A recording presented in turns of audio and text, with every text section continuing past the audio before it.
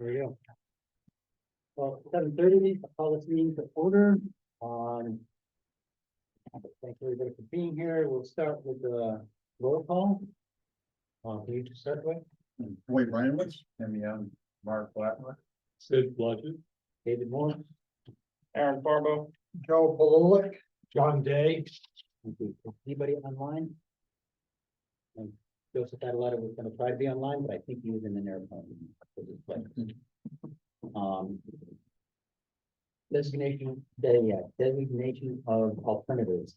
I think we can designate both alternates that are here, John Day and Dwight. And so we'll be in the meeting. And we do the pledge of allegiance. One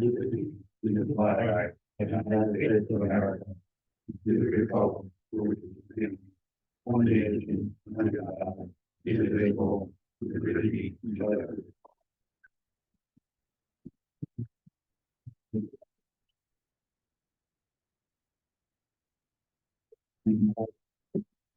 Other than thank everybody for being here, that's about it for my report. Do we have any citizens' comments on anything that we're not going to deal with tonight? Moving on, we have minutes from last meeting. We don't have any. I thought we did. Okay. Also, the Never mind. was handed out at the last meeting. Okay, Amy's back. okay, so we don't, They're being submitted and posted, so I don't know what you're talking. Because you didn't give them to us at the last meeting. You were fast. we don't have any minutes to approve. So it says they're not here. Anyway. We'll go on to new business. Mark Billings on 112 Woodstock Road, the storage building for existing non-residential use. Is there anybody here to present for that? Is there? This one came together this week. I spoke with Gregory Billings today. Dr. Dealey and I discussed adding this to the agenda yesterday. It's kind of short notice for him. He submitted a zoning application, typical zoning application for a 44 by 41 garage, aka storage building. This property is existing and non-conforming commercial property that's been just a garage on this parcel. It's 1977. The current owner moved into that building in '99 and applied for a change of business permit with the commission, and the non-conforming status was recognized then.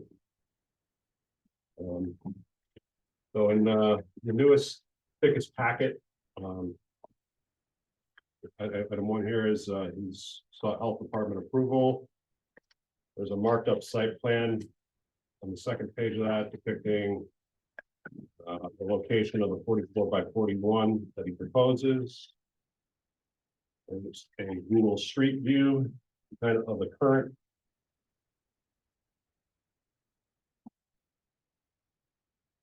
And this was site plan from circa 2019 that I included that had a markup from, I believe it was Keel Joy. Regarding the uses permitted without special permits, and similar uses been there for many years when Ted Anderson had construction company.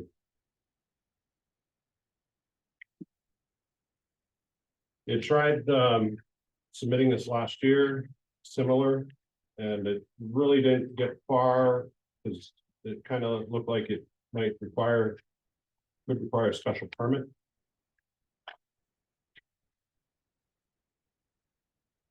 And so when I look at this, I wrote a report. It's got the town letterhead on it.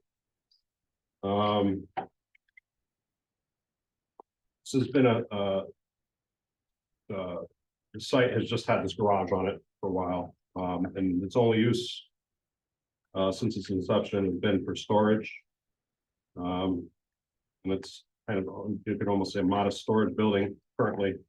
When I spoke with Gregory Billings, who I think is partner on this LLC today, he said that they don't plan to increase the scope of what they do now. They just need room to work around in the bays that they have and move some stuff indoors.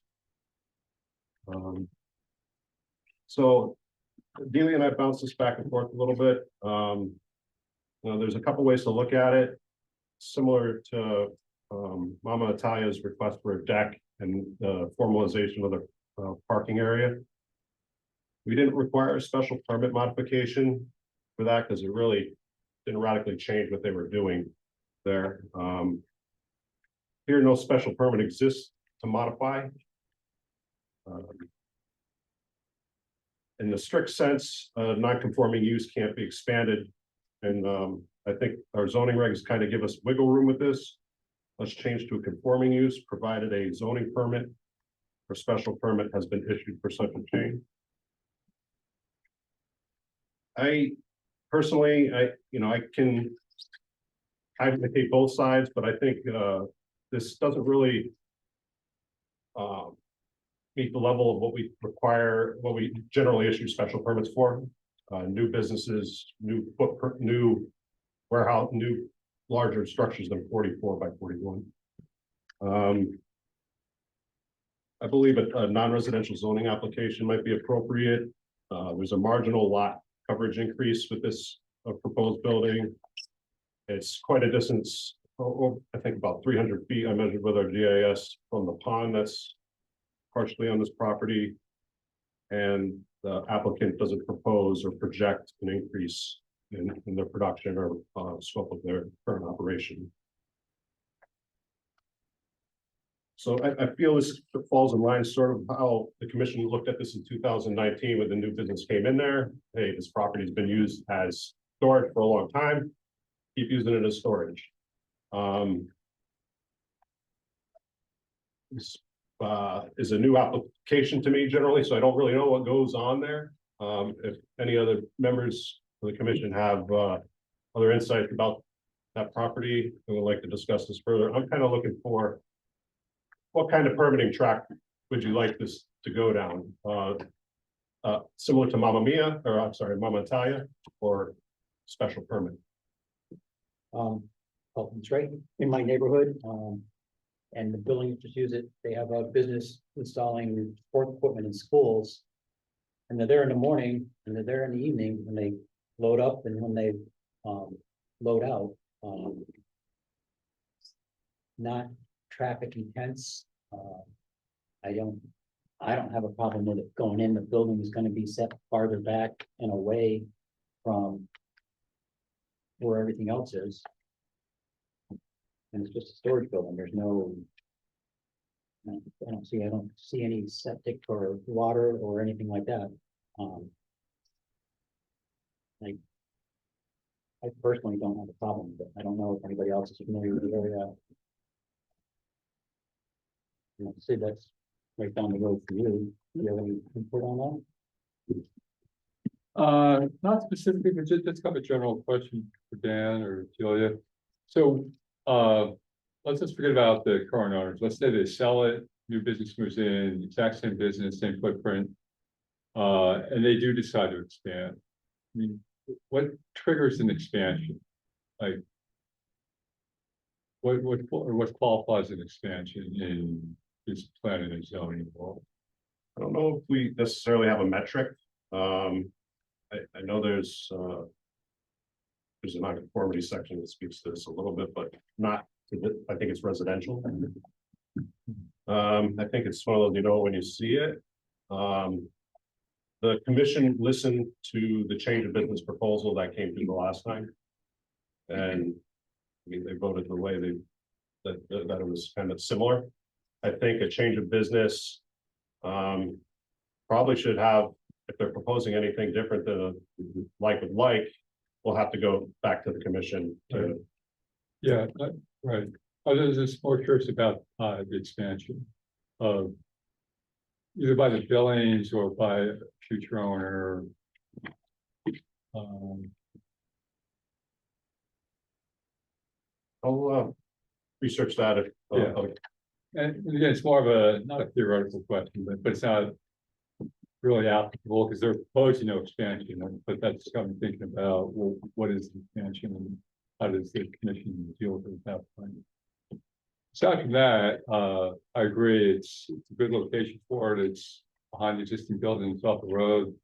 I think they have a very clean, quiet, neighborly kind of business going on, and I don't have a concern with it specifically.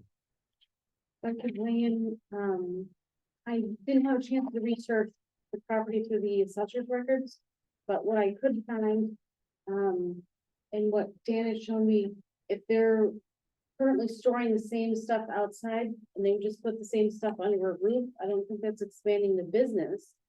I think it's adding a structure to cover the stuff they already have on the property. And the section that you were referring to is non-conforming structures and uses. The building, I mean, the property is not non-conforming because it's large enough, and the building's nowhere near the boundary line, so it's not non-conforming for location. And the section number 5 in that section is about expanding structures that are non-conforming or uses that are in the structure. But this isn't expanding the structure, so that doesn't even really apply. We don't really have a section on expanding grandfathered uses. It's not a non-conforming use, it's a grandfathered use. So we don't exactly have that, a section that addresses that. But that brings me back to the thing we've been talking about at the planning, the POCD meetings, about having another layer or level of zoning permits so that you don't have to say, well, it doesn't fit similar, so we're gonna do a special permit. I mean, if they're not paving the driveway, they're not expanding the size of the business, they're just storing their stuff inside.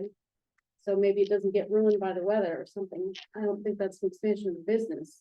So I'm in favor of what Dan was saying. If someone was to buy the property and that's put in a gas station and a convenience store, would that be a change of use and that would trigger special? permit? Right, that would require switch. So really, truly, they've gone from dirt construction to wood construction or whatever. Playground stuff, they really, we haven't, it's kind of staying the way it is. So there's no change. The same use, just Yeah, putting that right. outdoor stuff Yeah. inside. Yeah. And we don't know what the next owner might do, but if the next owner Right. proposes something, a decision would be made then. What kind of a business is this? They do, school sports from like basketball hoops and all the stuff that go like in a gymnasium. The mats, the nets, the basketball hoops, all that stuff. They don't do floors, but they do all the basketball. Okay, and it's on a 2.5 acre lot, right? Yeah. And this building's existing. They have an existing building, but they're proposing to put in a new building. To store stuff that they're currently storing outside. Okay, It's on, this is the picture. all right, I guess I didn't see that. And they want to build another one back over there. It's right across from where County Road comes on the Woodstock Road. Near the fire department. Right, Across from right. the road. Okay,